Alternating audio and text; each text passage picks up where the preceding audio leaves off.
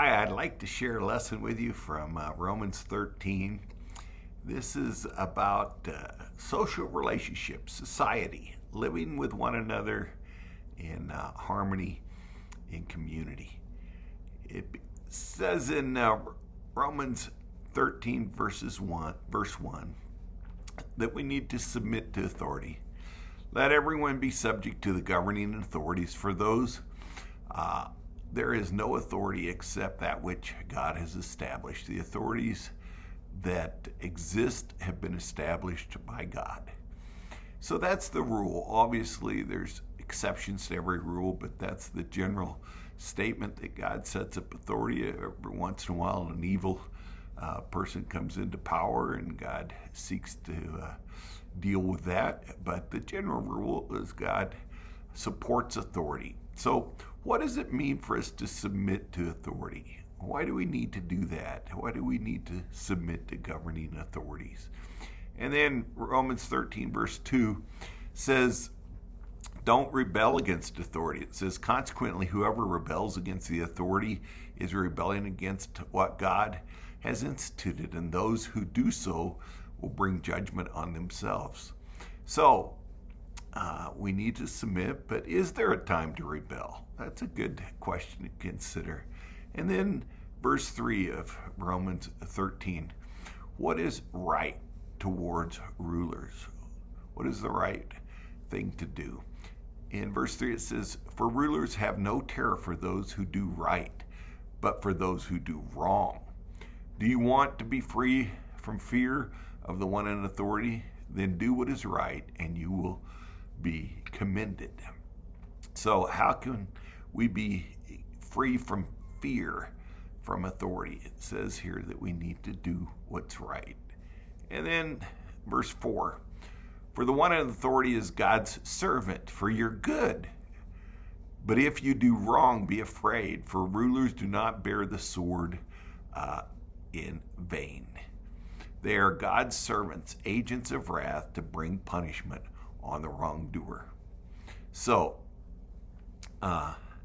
we need to recognize that rulers are God's servants in society to keep peace and maintain order. So what are some of the benefits of having people in authority?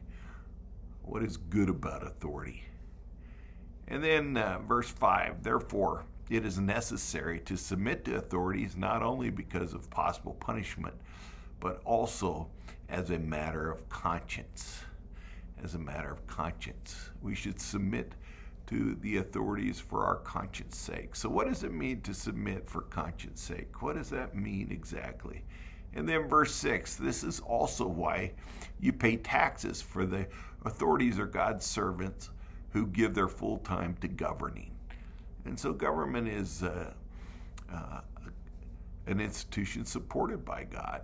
And so we are to pay taxes. Jesus paid taxes. And but let's talk about why is it a challenge to pay taxes? And then verse 7, give to everyone what you owe them.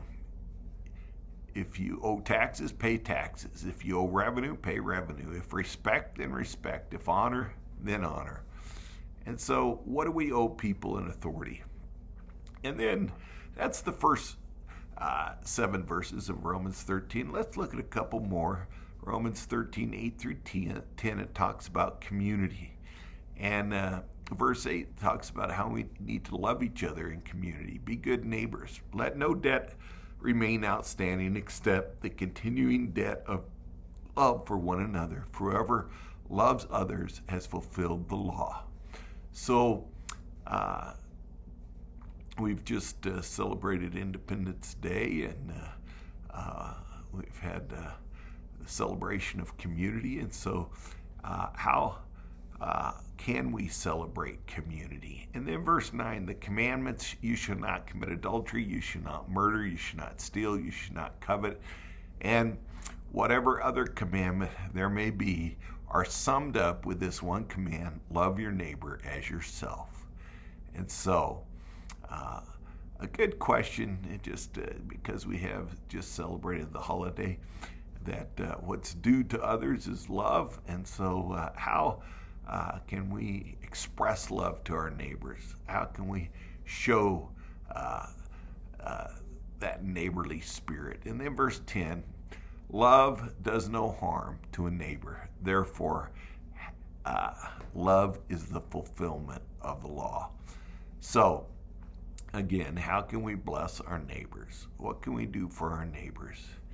And then maybe a good question is, what does the 4th of July mean to you?